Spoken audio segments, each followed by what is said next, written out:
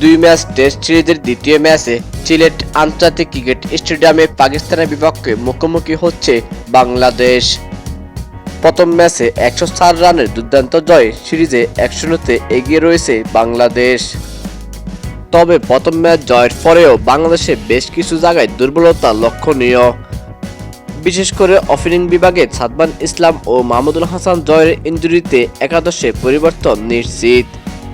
সেক্ষেত্রে বিধ্বংসী ব্যাটার তানজিদ হাসান তামিম প্রথমবারের মতো টেস্ট ক্রিকেটে মাঠে নামতে চলেছে।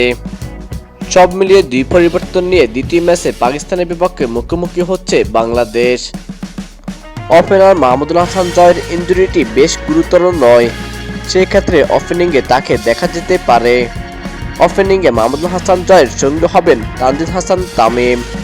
3 নম্বরে থাকবে যথারীতি অধিনায়ক নাজমুল হোসেন শান্ত, 4-এ দেখা যাবে মুমিনুল হককে, 5-এ রয়েছে ডিফেন্ডেবল মুশফিকুর রহিম।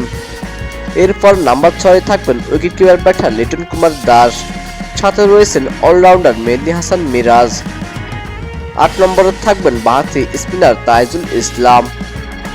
এরপরই পেস বিভাগে তাসকিন আহমেদ ও নাহিদ রানার সঙ্গে হবেন শরীফুল ইসলাম।